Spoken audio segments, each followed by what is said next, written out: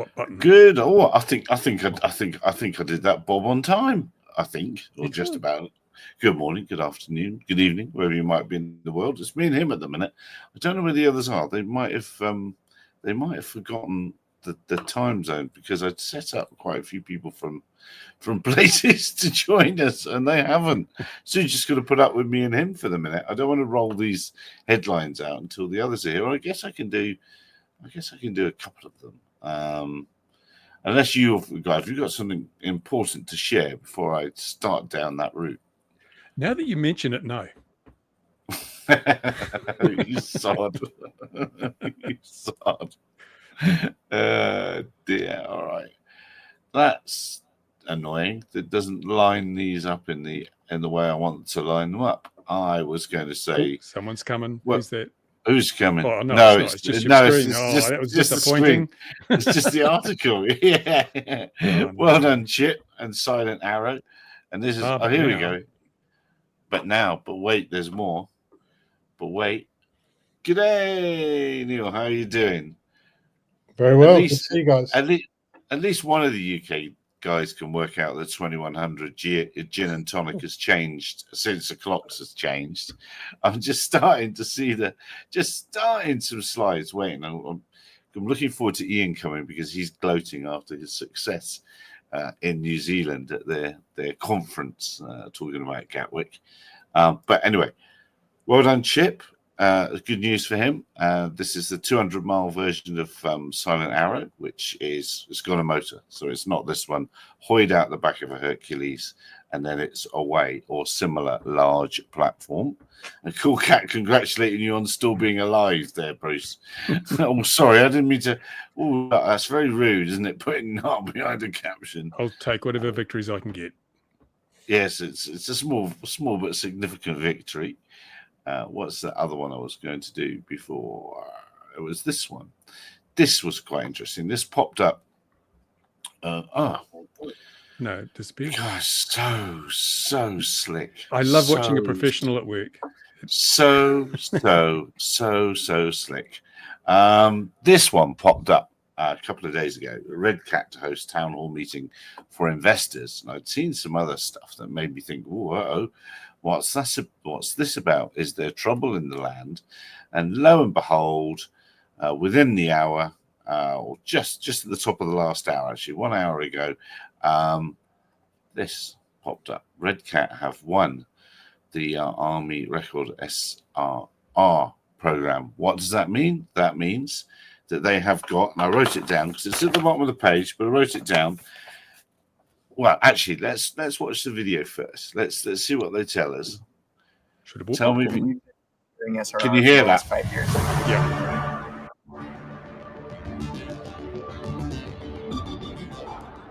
2018 is when the U.S. Army announced the SRR program. Its intent to build an American alternative to DJI. There were originally around 37 respondents. They wanted us to fly out to Boston, this is DIU, to meet them in person, do an in-person pitch and demonstration.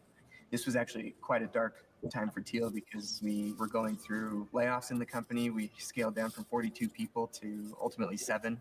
I was on my way out with someone on the team that was going to go with me to this SRR pitch. And last minute, they said that they can't join because they have an interview with another company. We had to show that we are a viable vendor of this capability, and they ultimately chose us for SRR Tranche 1. And within 8 months, we went from 0 to a final prototype that could be used and flown by soldiers, Golden Eagle. But we were still very early, still very immature. We didn't have a factory that could scale. We still had issues with the product. So we did not win SRR Tranche 1. But we realized that we built something with a lot of potential, and we had investors that saw that, and ultimately what led to Teal joining forces with Red Cat and then getting into Tranche 2 of SRR. That systematically got down selected to 2 vendors. We've always been focusing on the fundamentals, making something that just works every time, that's reliable, that pairs quickly, that takes off, that does what you need, just works effortlessly. Because that's ultimately what you need if you want a warfighter to use it consistently. And so over the last couple of years, we've really prioritized those fundamentals over some of the hype word bells and whistles that don't really have much impact to the warfighter. And what that all culminated in this final test event called IOT&E was an experience where warfighters heavily preferred our system over the other. And Teal has now come out victorious and is announcing that it's won the SRR program, which is an absolutely huge milestone for the company. Everybody on my team, including me, loves this country and wants to support it as much as possible. The SRR program represented something that could give us new life and ability to grow and take what we've learned and apply it to something really important.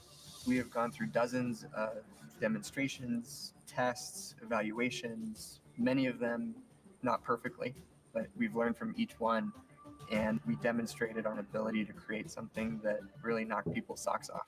And now 10 years in, we are on our 3rd generation product. We have a factory that can scale at really high volume, and we've established ourselves as a leader in the drone market. This is the first time where I can confidently say that America has caught up with China and is now exceeding their capabilities, and that's all embodied with the Teal 3. This really is the end of an era for Teal and Red Cat and the beginning of a very exciting new one. It feels like Teal has been a rocket that has launched, and there's no going back. So they've beaten out Skydio. Here comes Ian DeGloat. Evening, Ian. They've beaten out Skydio to this. Well, that's because Skydio spent all their money lobbying against DJI, and Teal spent their money inducing decision makers to buy their product. Well, yeah, or changing and bending their product to make it work properly. It's another way to look at it. I think it's a bit of a claim to say that America's caught up with DJI, but you notice they focused on the fundamentals, which means it's probably pretty feature short. Trust you. You're bob on right. I wish I could think that quickly. Of course. And the reality is it's 5,880 systems over 5 years. So less than a single day's production for DJI, less than a single day's production for many Ukrainian outfits at the moment over 5 years. So, but that said, we've said it before. Remember, we had George on years ago when he was a callow youth, and another one that's gone well, having spoken to us first. It was very wise of them to speak to us first. You might say against all odds. Exactly. Ian, we'll get round to your triumph in New Zealand just now, but we'll jump to this. Before you do, though, oh, yeah. I have to point out that Neil is much taller in real life than he looked on camera. Neil's very He's quite. I see. Did you meet him in London? Oh yeah. Well, you weren't supposed to be there. So... It was upstairs at the free bar. Yeah. Well, then that wins my stamp of approval. That's for sure. Definitely within the rules. Yeah, definitely within the rules. What else are you going to do? But so let's start with this very interesting headline that keep going with this very interesting headline. Real term price reduction proposed for UK Civil Aviation Authority charges. What a nice bit of mincing about words. Now, this proposed reduction, it may come as some shocking surprise, dear viewer, is nothing of the sort, and has got the UK operators somewhat up in arms. This is a good one. Ed Stone mentioning it quite a bit here, and Niall's here for this. I was hoping Richard was going to join us. I suspect he said he was going to, but I suspect he's not realised the right hour for this. But here we go. Let's go with this one. This introduction of the new digital platform for benefits. That's Disco, I think, isn't it? And that's enhanced safety, improved efficiency, and cost avoidance. But do you want to take over now, Niall, and tell us how much cheaper things are going to become once this all rolls in? Well, it's come as a little bit of a shock, because the news that's going around is it's something over 113% increase in current prices. So, the ructions are going through the industry at the moment, and people are trying to work out why it's costing so much, what's the return on investment that people are going to get, is this a charge that's being levied fairly across all airspace users? What does it mean in terms of revenue? Is this a major revenue driver for the regulator? Well, it's basically opened a Pandora's box of questions, which I hope we can tease a few answers out at the moment. But for what I'd still characterize as a pre-commercial market, to a large extent, most people aren't managing to make a very good living out of this because of the lack of BVLOS authorizations, the slow progression of the TRA sandboxes, etc. Feels like a bit of a slap in the face. So I can't remember the lower number, but it takes the cost of having a risk assessed method up to about £500. Now I think people are also saying there's some idea that might be for 3 years, then to cover a 3-year period, and then it wouldn't quite seem so bad, but that's not been confirmed yet. I'd certainly hope so. Because really everybody is very cost conscious these days. We've got a government that's trying to squeeze a quart out of a pint pot. It's still feeling quite post-Brexity, and cost of living still a big issue. We're taking heating allowance away from pensioners and so on and so forth, and then suddenly to have regulators where you have no choice putting up the fees by so much.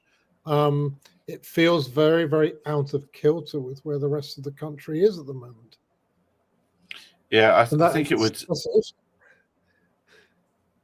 Well, there we are, 234 to 500. There it is. Thanks, Simon. And I think it's important to remember this. I can't remember where I got this slide. Someone managed to magic this slide up from a future flight thing for me. I don't think we were supposed to see this, but look, there's 309. Basically, compared to other users, there's 390,000 more RPAS users than all the rest combined there. The thing is, though, that includes the hobby side that aren't hit with this until such a time. Oh, absolutely. Oh, absolutely. No, and the people we're talking about is a very, very small number as part of that. But, quite a few of those active, 513,000 active, 500,000 active RPAS users might want to go on. They might have started down this road in order to become commercial, and they're not going to like the look of this. And I'm thinking about that. Once I've said that, it does make me wonder why the cost hasn't been spread out so hobbyists chip in a little bit with the wash your mouth out annual system. For the fact later date they might come commercial, then they benefit for the building blocks that are in place. Even if they're not having subsidies, everyone pays a quid, at least it's something into it rather than falling all on the commercial shoulders. And as Neil was hinting at, with the budget, I imagine that must have hit, and obviously people in the chat can say whether it does or it doesn't, but I'd have got the impression from that would hit the self-employed, because you're going to have to pay. Even when you're self-employed, you're still paying yourself PAYE, and you're still paying yourself national insurance. So you'd have to pay yourself more anyway. So I imagine everyone's costs are going up. So this is just another extra kick in the nads. Is what we call a compliance tax. Yeah.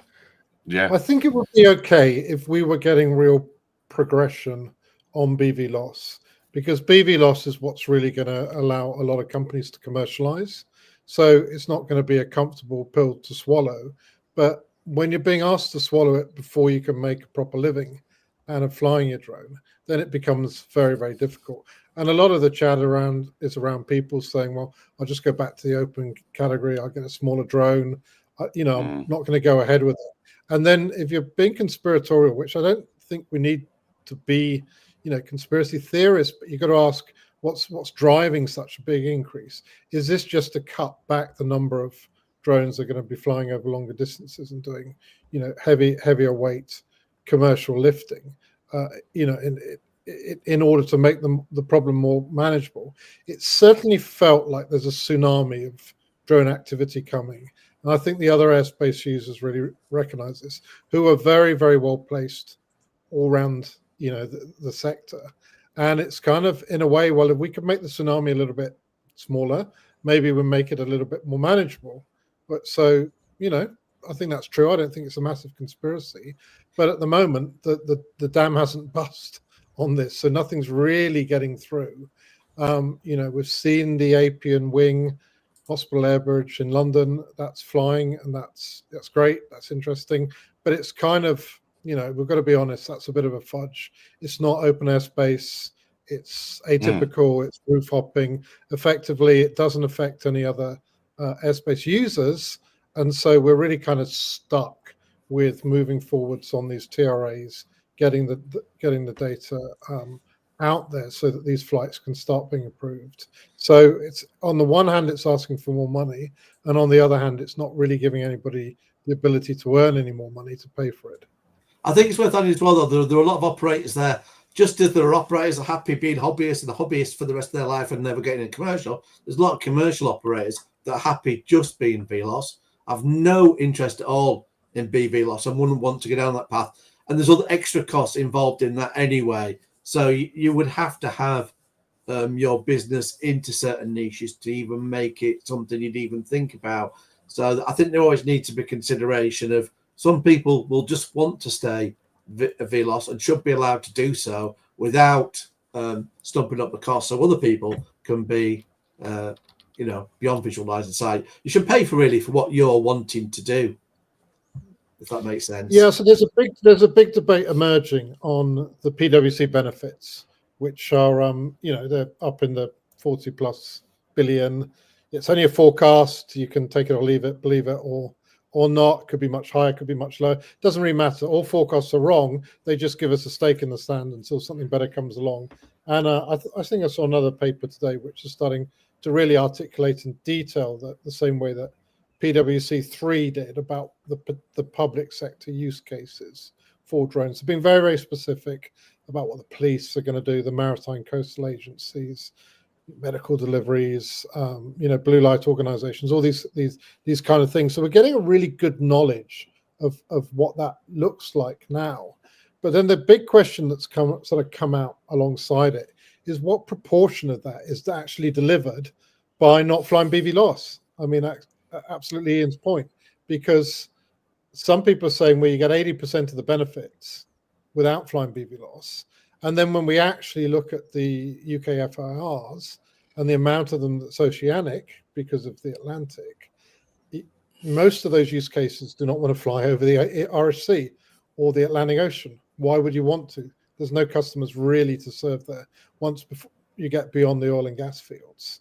So when you actually bring it back down to the overland areas or the near coastal areas, maritime erosion, the near inshore gas fields and the further outshore oil fields and these kind of things, all accepted, you probably find that 80% reduces dramatically, probably fourfold. So that's what we're trying to get to the bottom of at the moment. Is BVLOS actually holding back the industry dramatically, or is it only holding back a proportion of the industry? And my suspicion is, I think, particularly the way atypical is being characterized now, and there's no definition, doesn't seem to be a desire to have a definition, but the proximity you have to fly within close proximity of linear features and construction sites and the rest of it, that it's not going to solve most of the problems. It's going to be a minority rather than a majority use case.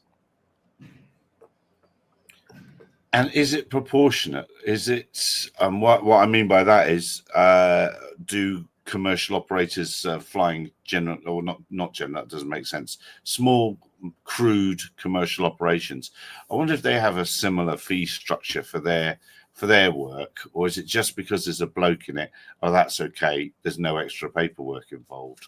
I don't know how I'm going to put, I didn't put that very well, but I don't know. Do we think it's proportionate? Well, this is a big question because, of course, crewed aircraft since the Second World War have done an amazing job of avoiding paying fees for what they do. Sure, you have to pay takeoff and landing fees because you've got air traffic control towers to pay for, and fire and rescue and various bits of security which are mandated across all airports pretty much on what's supposed to be not a fixed price, but ends up looking a lot like a fixed price, for a lot of the airports. So there's a sort of unavoidable cost of using small airfields and airports, air bases, that kind of thing. But at the same time, the sector's done an amazing job of avoiding other airspace charges. Now, you can't charge for airspace, but you can charge a lot for the services that are provided within them, and this is what we're seeing. So, yeah, the big question is it equitable? Is this actually a technical barrier to airspace usage? If so, is it even supportable? Because the key underlying point is everybody's got equitable access to airspace. If I want to fly a model aircraft and Elon Musk wants to launch a spaceship, theoretically we've got the same right to the airspace.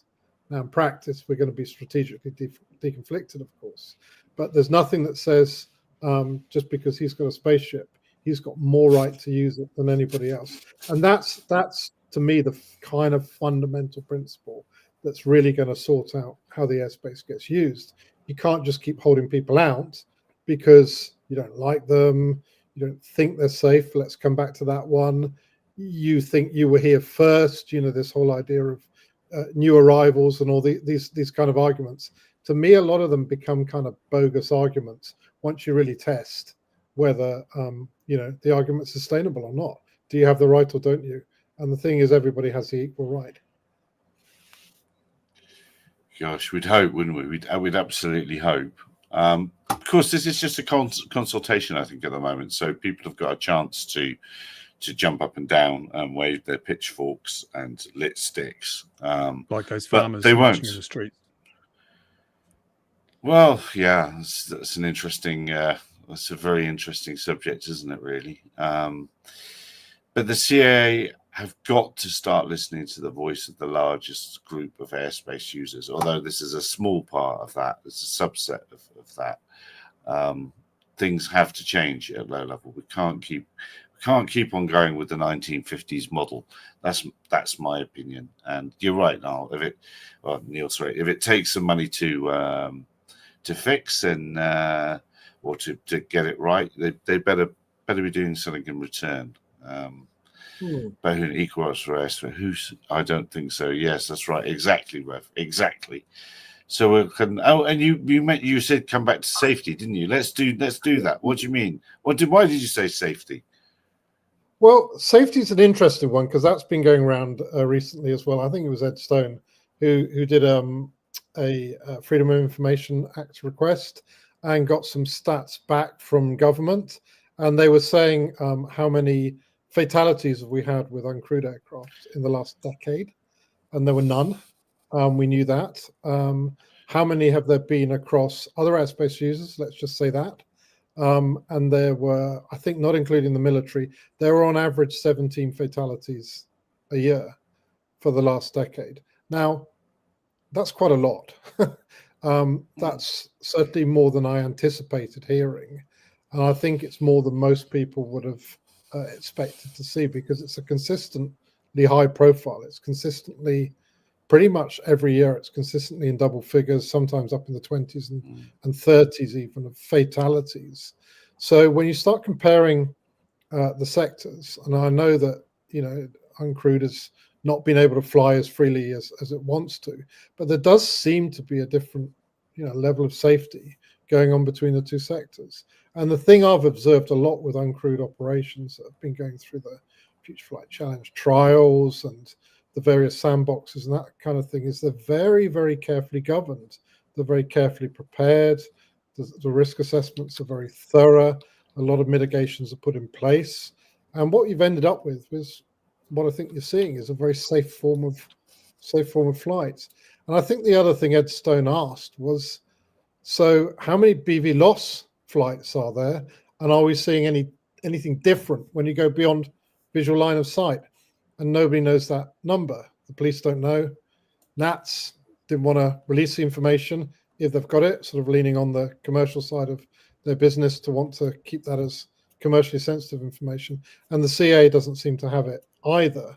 So we've not only got this sort of apparent disparity between the safety levels between the different airspace user groups, but we've also got an inability to compare like with like because the data's not available. So that's, I mean, I hope I've done it justice. I'm sure my GA friends would say there's a few R buts here as well, and they're always quite welcome to. But that seems to be the issue we're running with now. Comparatively different safety levels according to airspace users. Mm, If you and want it's, BV loss information, go on YouTube and look. There are thousands and thousands of videos of people flying UAS beyond visual line of sight, and still we have no major property damage, no significant injuries, and no deaths. So BV loss does not seem to have a higher risk profile than VLOS operations. It's intrinsic. The nature of the thing is that the craft we're using have an intrinsically low risk. So other factors play a far smaller role than the actual intrinsic safety of the craft. And indeed, Yeah, and even and if the aircraft comes down, it's relatively small, relatively frangible compared with what's overflying where I am now in the middle of London. You know, what's overflying the whole time is a lot bigger, a lot heavier, going to do a lot more damage if it comes down.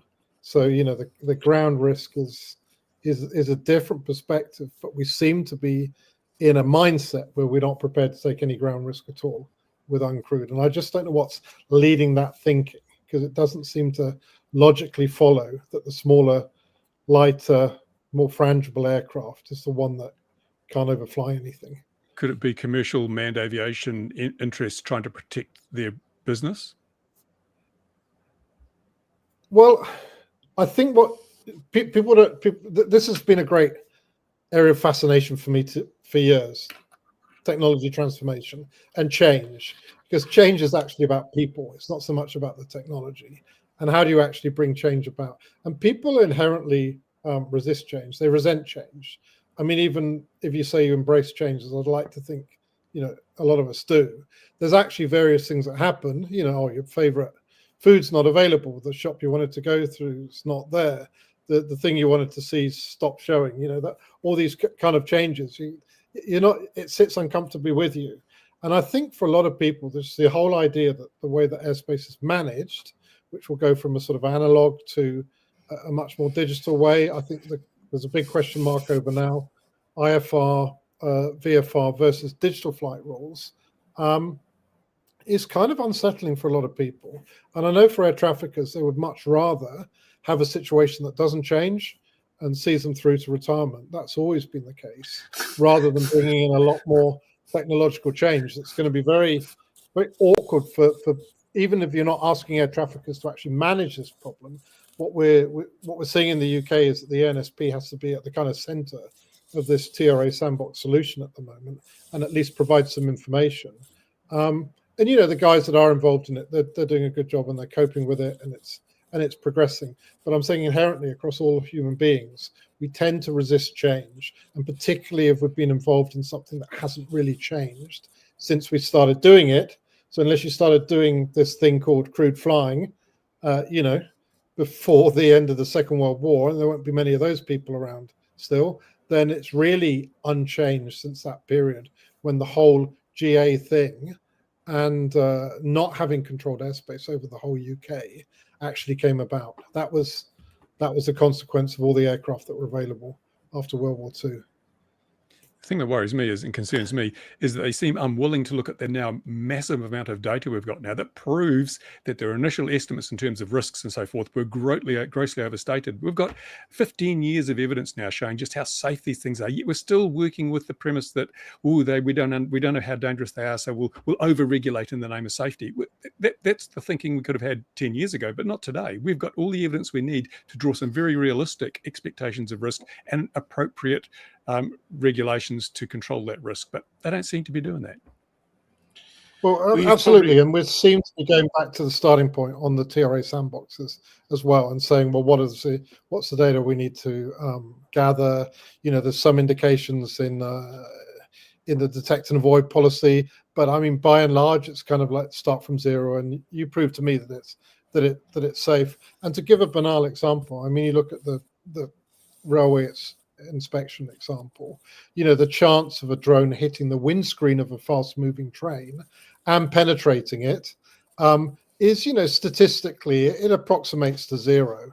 And then you just put a few mitigations in place, like don't fly the drone when the train's there, fly in the same direction as the train, fly alongside the track and sideways, look at the track rather than right over the top of it. And you've really mitigated that risk to nothing. And yet, when you talk about inspecting train lines, what's the first conversation everybody comes up with is what happens when the drone hits the windscreen. And you go, well, yeah, but look at it properly and be logical about it and kind of figure it out. And you see that statistically, that's very unlikely. Most powerful phrase in the regulator's handbook. What if? Yeah, it's worrying that lots of information is being held behind, sort of commercial privilege and stuff like that, from organisations that are paid for by the public with the people's money, and that worries me greatly. Actually, that in across many spheres, Ian's having these problems with that sort of a thing, but commercial interest is interest for everybody, and it shouldn't be that the NATS and the CAA are withholding logic, not in the CAA dictionary. No, you're right, and Johnny, nothing will happen. You're probably also right. So that's a worry as well, and things are being snuck in. It strikes me at the moment, a little bit here, a little bit there, change to this, change to that. DFT wants this, CA wants that, NATS wants another thing, and really, Home Office wants something as well. I'll never forget them. What's that? Who's that? Don't forget the Home Office. They're always there. Home Office. Oh, okay. Home Office, yeah. Probably Ofcom, not really, actually. Ofcom seem to keep their fingers out of the pie, don't they? But they just come with a really big stick when they arrive. So it's all, as we said earlier, it's an emerging industry that's not being allowed to emerge. It's being held back, but look at what's happening across the pond.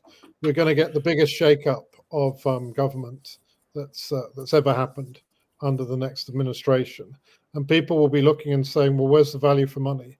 If that's, I think under the budget we're going from 36 to 44% of GDP on the public sector. That's a dramatic increase, right?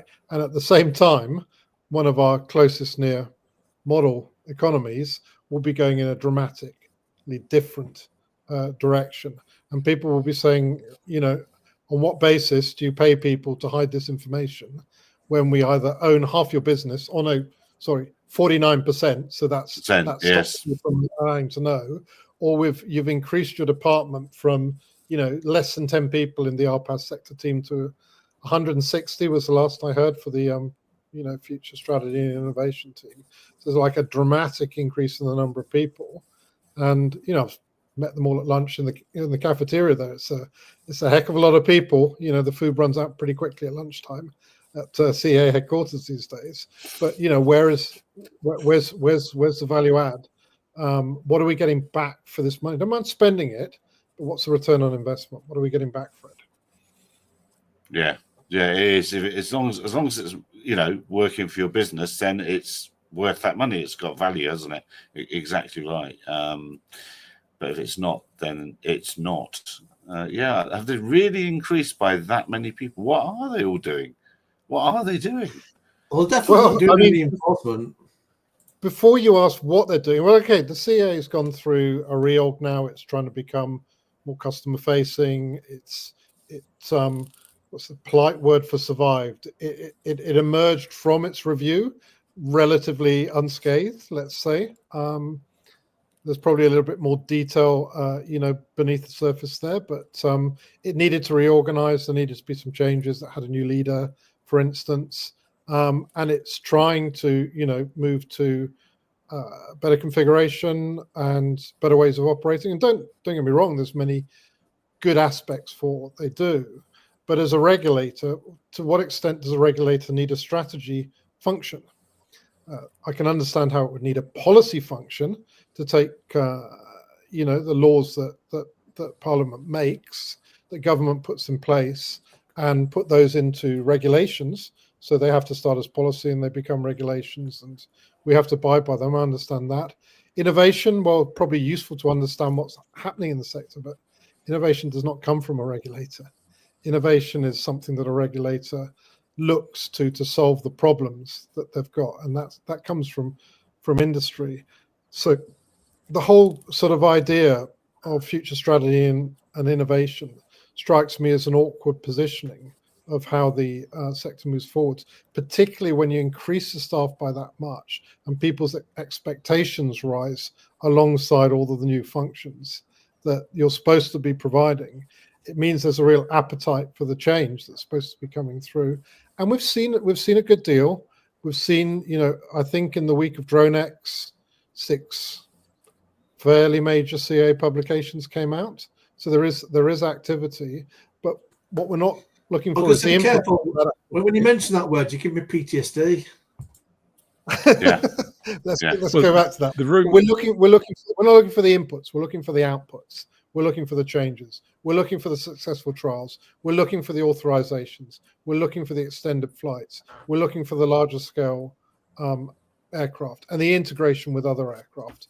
That if you're very, very cynical, you could say 5 years of Future Flight Challenge has taken us from a TDA to a TRA, and that was one hell of an expensive. That's a change Yeah. for one letter of the alphabet. Yes. well, the Oh, rumors yes. I heard were that most of the staff have been taken on to deal with bloody FOIA requests from this guy in the corner. There could be Slime that. There could lines. be that. be Yes. some Well, good- let's bring that along. Let's move along.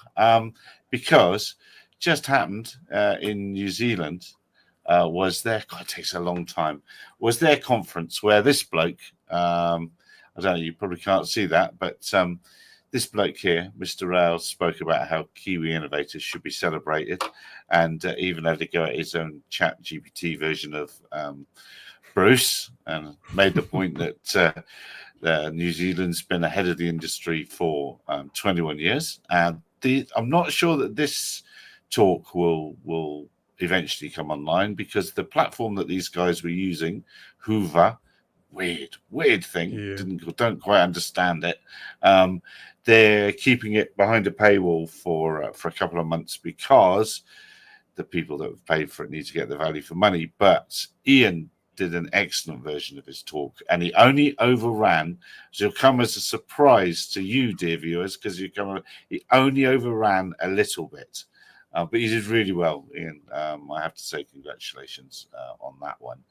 Have you had and yours is likely to come out, though. The organizers have said they're going to put yours on their YouTube channel after that time's gone through. So have you had much feedback from that? Not specifically, but then again, it was everything on that's mainly done through the app. But there has been a lot of likes and whatnot on LinkedIn, so I guess that's a method, and some positive comments on there. I am slightly worried with the app though, because it does have a video recording section, and that the session hasn't appeared yet. So I do hope the record button is pressed. It did actually say at the start of it recording, but it did do a recording stop. So I do wonder whether there's a little bit of a headache there. It'd be wouldn't it be just sods low with the whole thing, and I know most ironic if that video goes amiss, but I hope not, because I was tempted to record it myself, but I just felt a bit of a bad faith when if they're supposed to be doing it, just trust them to get it done. So fingers crossed they'll be there. No. Oh no! I was going to, but I thought I know it'd be fun. Everyone will be recording it now. I won't need to. I also thought it'd be bad faith on my part if I recorded it as well. Well, the Ministry of Transport here probably sabotaged it because they're using the Gatwick argument to put forward a whole lot of draconian regulations coming up. I mean, they were pulled up on that initially, because before I spoke, there's essentially a moderator for the session. There's a guy in New Zealand. I think I'm not quite sure exactly what his business is, but I think he runs a drone business of some nature. There may even be a training entity of some kind. But yeah, in his introduction, he specifically made a point about how the Gatwick narrative had affected legislation there, and was, it was borderline scathing about it. So it was quite clear in the introduction for me that the context was put there for the impact it had in New Zealand. And I did notice in the attendees list there were members of the regulator there, police and so on. So and what I didn't realize is when I was on it, there was 4 sessions on at that time. Yeah. But I think I got over 50 or around 50% of the audience. So even though the rest of the things were specifically New Zealand, a lot of people were still very interested to find out what had gone on, and obviously appreciated the fact that it has affected them as well. And a lot more things have gone on in the background with this. Richard, I say, come on, Richard. I thought he was going to be here, but he's been helping you. But is there anything you can share? But I know a lot has gone on in this last couple of weeks or last week. And I'll tell you, and I think I mentioned last week, the ICO had initially replied back, and I remember last time with the ICO dealing, I was getting a proper kicking, or the attempt to give me a proper kicking. This was completely different. It was matter of fact, even acknowledgement of issues that I'd raised, and so on. So it was a completely different. So I'd like to think that was just from the experience of them dealing with me last time, and know that I don't raise an appeal unless there's genuine cause behind it, and know the subject matter. So it could be that. It could be the fact that the new Richard was representing me for this, so it could actually be a mixture of both. But I was with these things when they come back. If it's quite aggressive, it's quite stressful to go through it. So that was quite a relief when I went through that. But I have had the DFT one a couple of hours before this show. I didn't want to read it. I was going to say, when I spoke to you earlier, you weren't reading it all when we chatted. No. You didn't want to.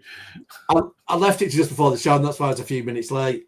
But yeah, Richard's had a look at it already. He's not too worried by it, but I'm going to have to go through it sort of point by point, and because I've already done that. There was one thing that just struck me in something they'd said earlier as part of the freedom of information that kind of slightly contradicts the case they're trying to make now. So I'm going to have a bit of a busy time after this show finishes, and probably tomorrow evening of just making sure that anything I can think of is brought up, and I'll have to make sure that the timeline I did put in as well, because they're skating over a lot of the things. They're just focused on what's basically trying to justify that these emails, why they vanished, why they can't be recovered. Well, overall, I think the thing that is amusing me, worrying me, has piqued my interest the most is how they're trying to change the narrative of the timeline of how long the incident actually took place for. They're trying to shrink it down, and it's sort of, well, just look at the newspapers, just look what people were reporting. I'm surprised.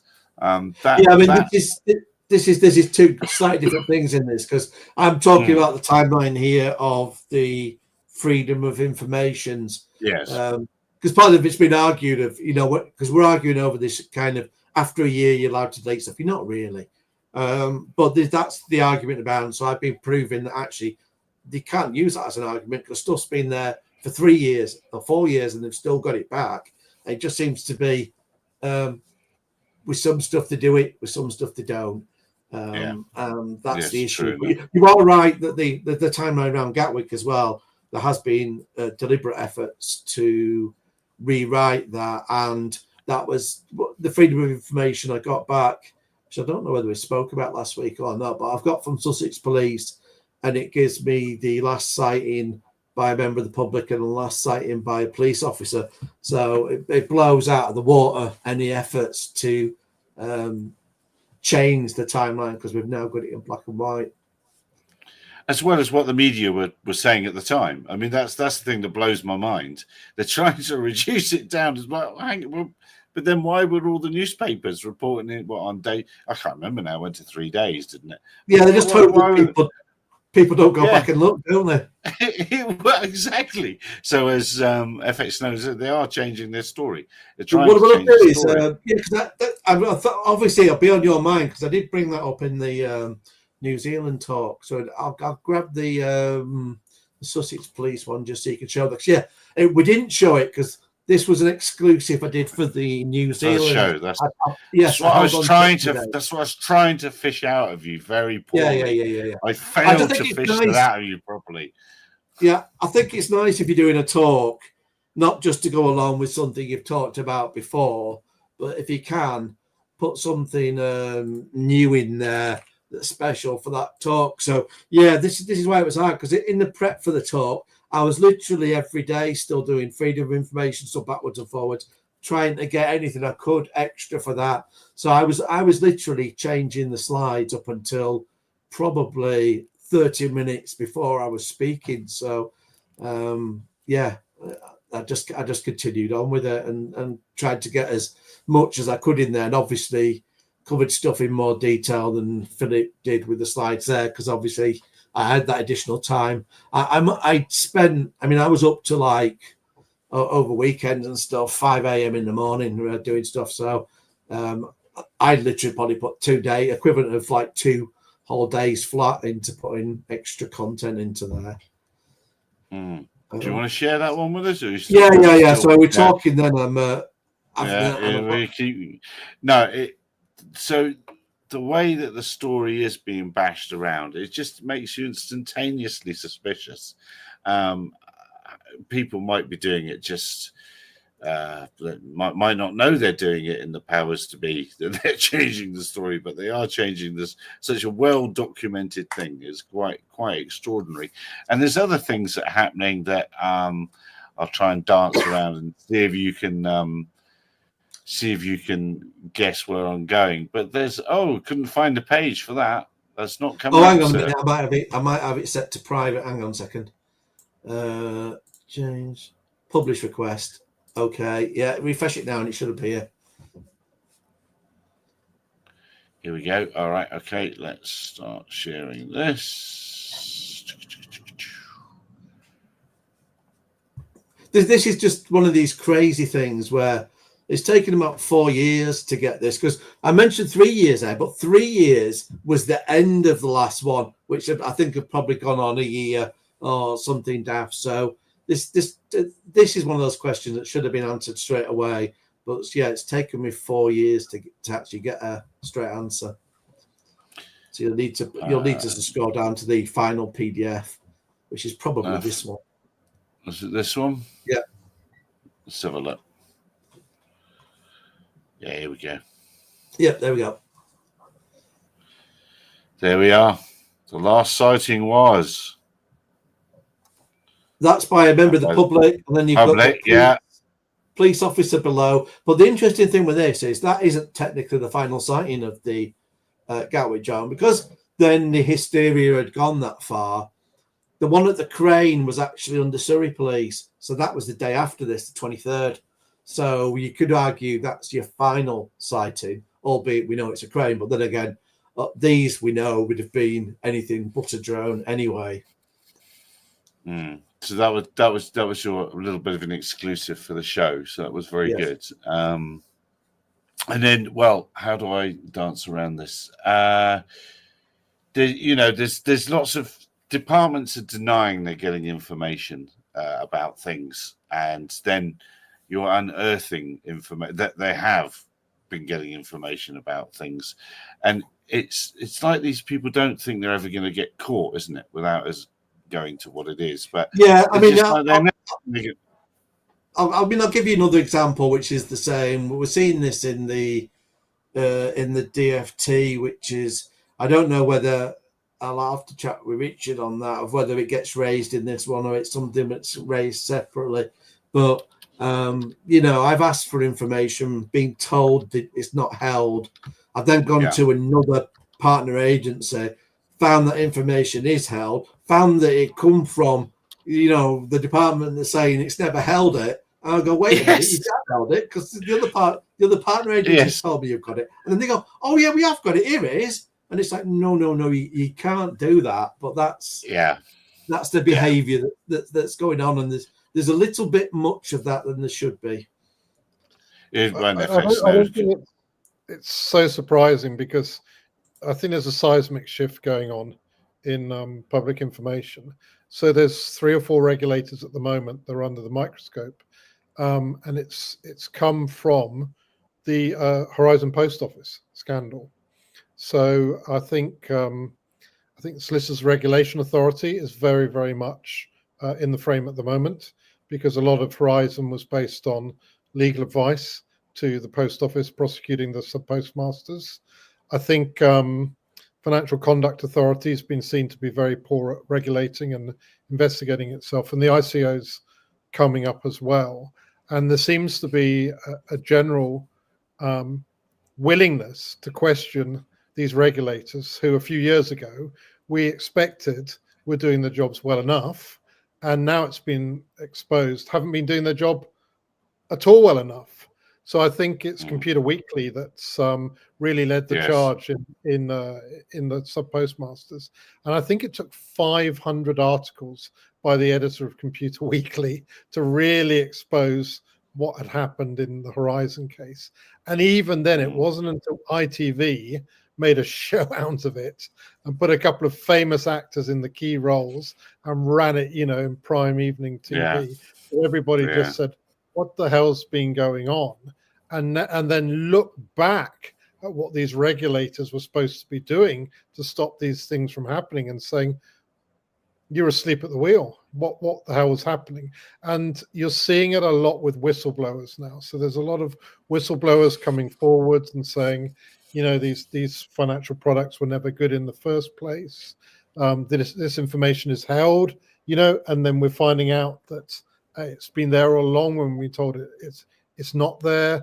And the worst of all, that these solicitors who have this professional code of conduct have been sticking 2 fingers up at it and just seeing how many fees they can charge and milking these disputes for as long as they can possibly get away with. And really some incredible revelations coming out about the advice they were giving, to literally try and drain these sub-postmasters of funds in order that they couldn't defend themselves. It's just horrible. So I think there's a tectonic plate shift going on at the moment. And I think what it means is situations like this, where there's a disputed case. I know some people still want to believe that there was a drone there, although there's just so little evidence to support it. But it's a grey area. What I think you're going to see in the future is people say, here's all our evidence. This is everything we know. It's still a grey case. We did the best we could with the information we had available. There's nothing, turn over every rock, look under everything. There's nothing left to hide. But that's the polar opposite to what you've had in this situation, where people have tried to hide it, hold on to the information, claim they don't have it. And, I think some people like the police, I think we've got to say, there's a very good question around about what was your initial action? So the police are a lot like the military. Okay, you see a drone in the sky, what do? The military doesn't just do what it decides to do. It has an initial action of how it responds to that. The story at the time was the initial action was shoot it down. So what was your initial action? Did you try and shoot it down? Was that what you planned to do? Did you realize that's offense against aviation security law? Did you have to change your plan very rapidly? I think those sort of things still need to come out.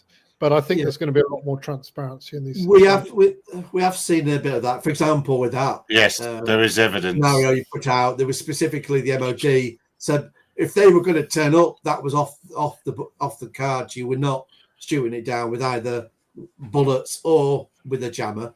Although once the RAF turned up, the police then decided, we're going to use a jammer anyway. Got the Home Secretary to sign that off. There's the funny thing now is actually, now you mentioned that about the transparency, is the RAF were questioned by another person on freedom of information within the last, I think, 4 to 6 weeks. And they've released their Gatwick documents virtually without a redaction. They've just redacted literally people's names, people's phone numbers, people's emails, all the stuff about the operation. They've left plain text, and they've said in doing that they were aware of how much was in the public domain, not just from freedom of information but other sources. So they've, who knows, maybe they've seen Philip's presentation. I think they've read the tea leaves. They've seen what's happening, and they're going, hold on, it's far better to put it all out there and say there's nothing else than to try and leak it out in bits and pieces, over the years.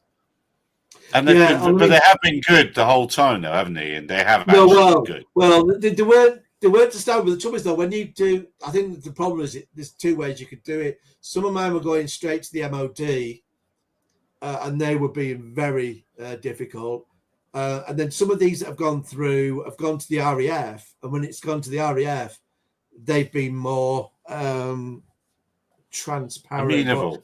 Yeah. It was only with this recent one where really it was all that they literally, you've got all the forms they've filled in, and it's all there and it's scanned and it's no messing about. But I'm glad they did that as well, because funnily enough, I was replying back to one today that was being argued for the public interest, which annoys me because we've already gone through tribunal and we've had a judge say there is a public interest with Gatwick. So I cited those. I cited a decision notice where the ICO also said you've got to be releasing emails.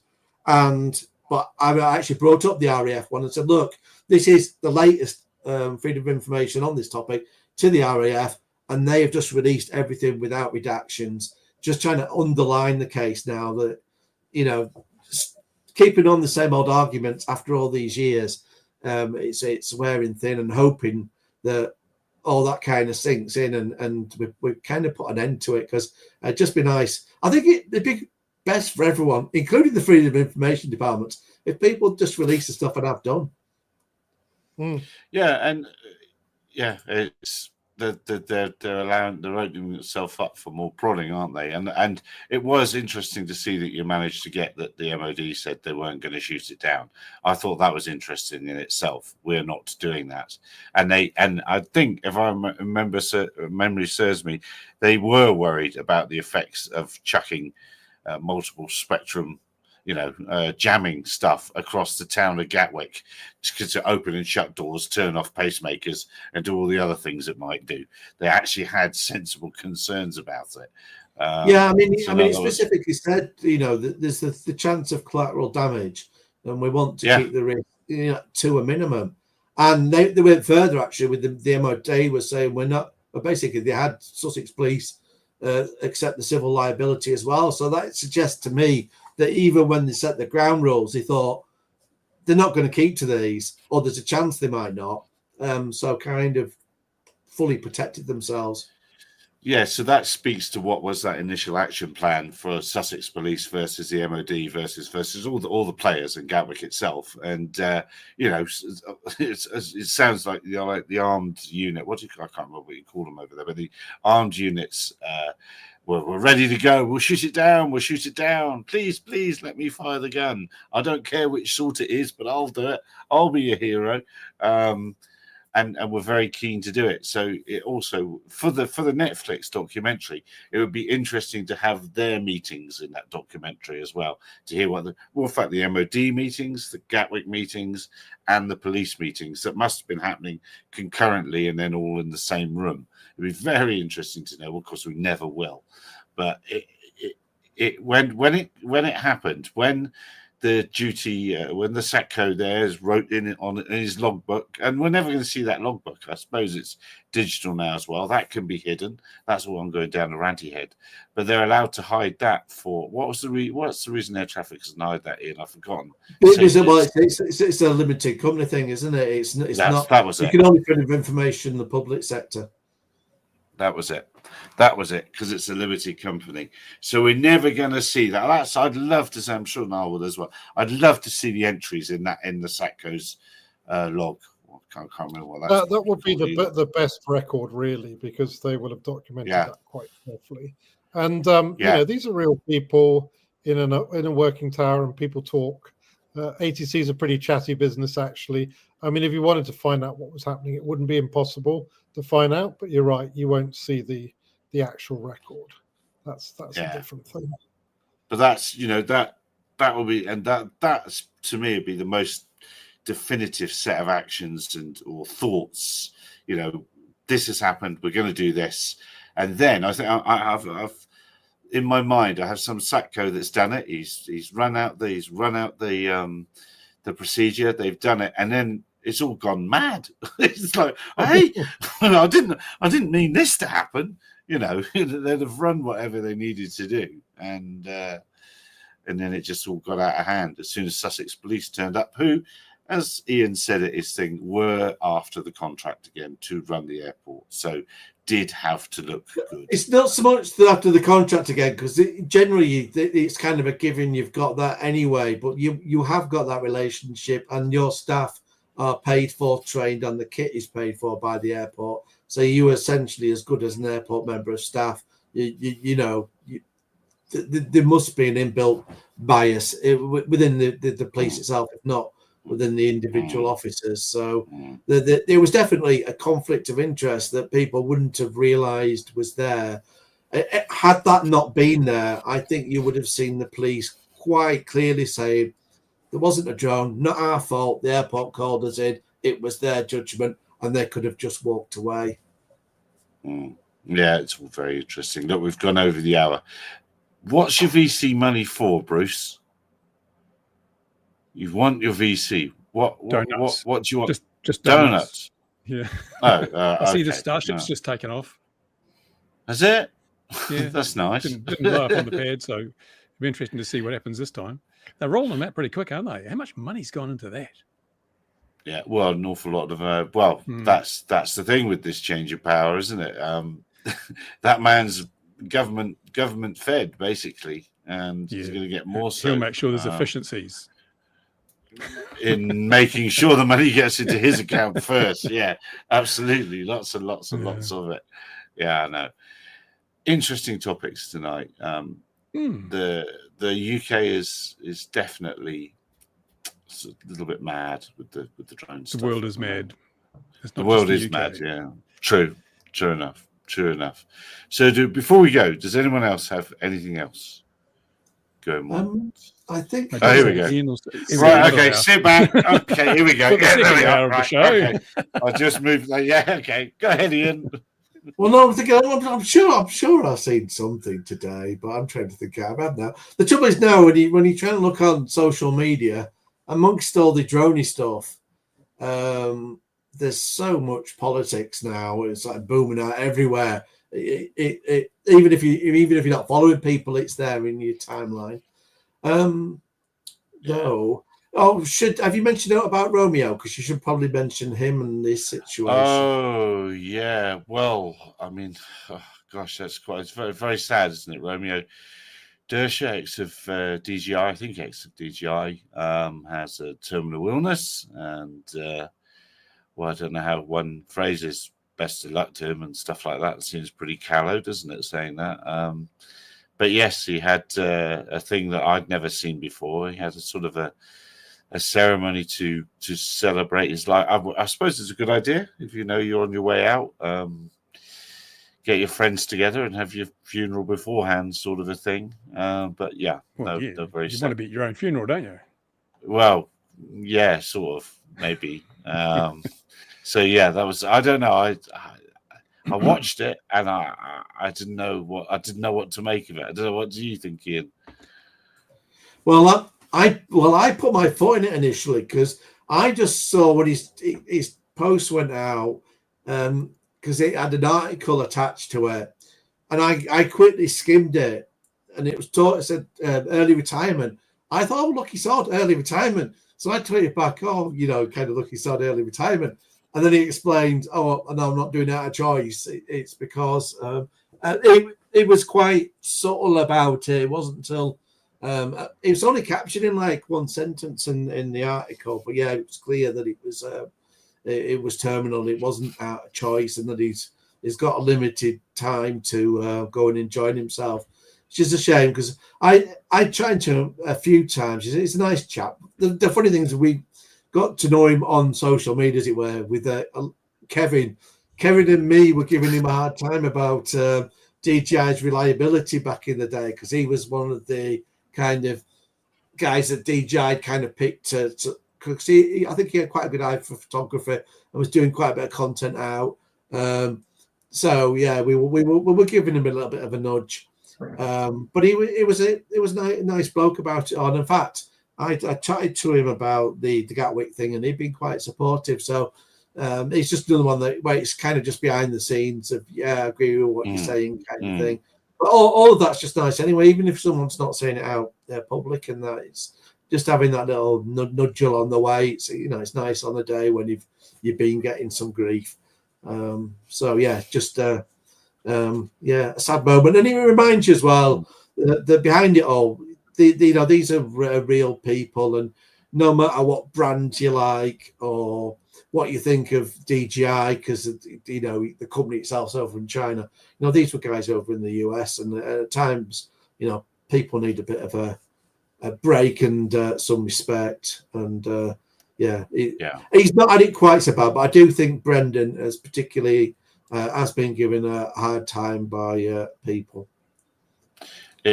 Well, that's another reflection on the mad world, isn't it? Is that social media and stuff is making people ruder. I think just bottom line, ruder instantly. Keyboard warriors and all that sort of thing. It's easy to be angry, isn't it? When you wouldn't say stuff to some people in the pub like people say it to them online, because you'd be on the floor, wouldn't you? So it's hopefully this, to some degree, the social media stuff's beginning to die. And I've noticed how LinkedIn's getting terrible, even though it's my favorite place to argue. It's now beginning to just fill with rubbish. It's just AI generated. It's probably 90% AI now, isn't it? Yeah. I wouldn't know how you'd measure that sort of thing, but it must be certainly getting to a noticeable percentage number. You can just see it. You can see it. I'm going to say, on the topic of starting arguments, what people don't know is before the New Zealand tour, there was a certain Gary Mortimer on the app causing a bit of a storm, wasn't it? No, I wouldn't do that.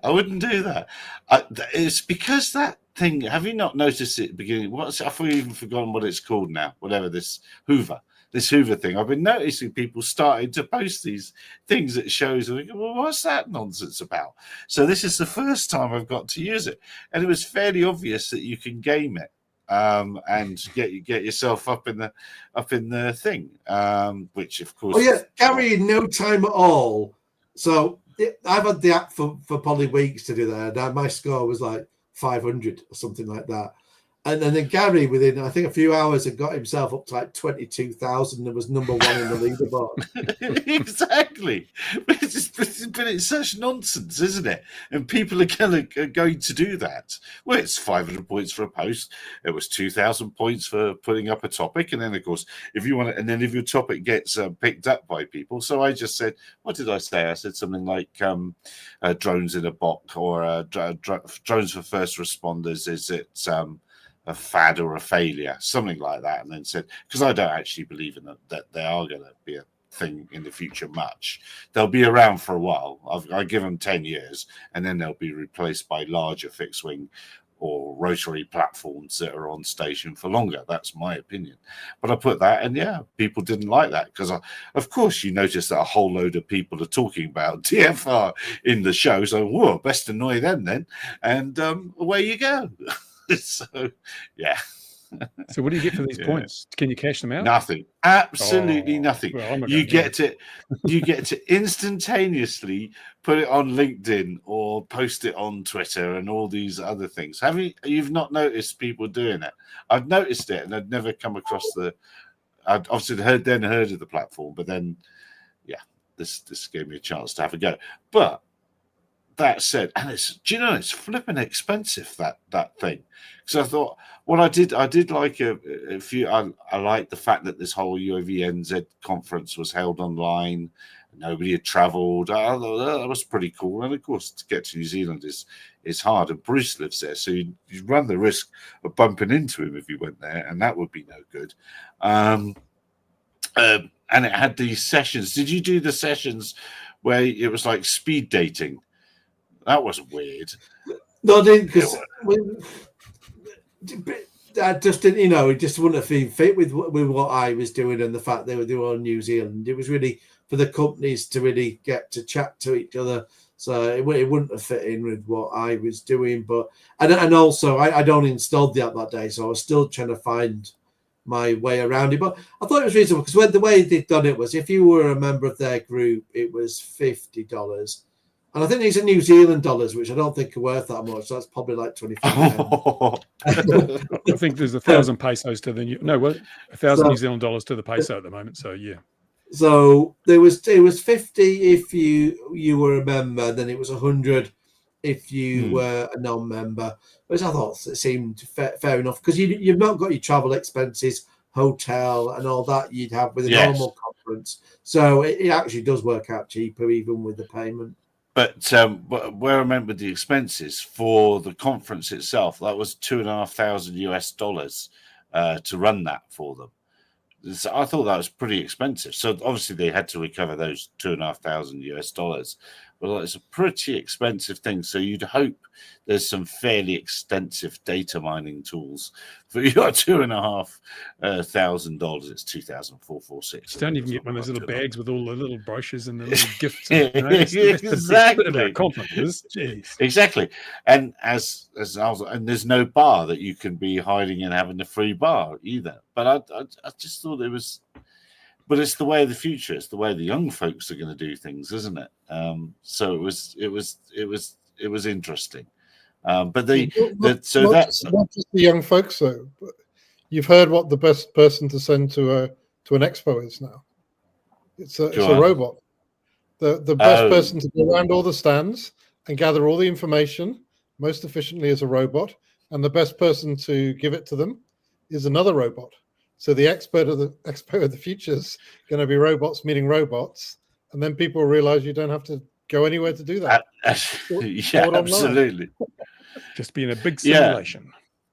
Well, it just depends what you want out of the event, like the RG Pilot event coming up in Yorkshire in 2025. I hope it's going to be a bit of a drinking festival and scantily clad women. Exactly, yeah. But get back to more of the core things, which would be flying and talking nonsense without that stand and brochures and all that sort of thing. A lot more of a grassroots sort of a thing. So I hope we're going to have a rare old time with that. And that's what events should be. As soon as you start going to big halls and it all starts getting very...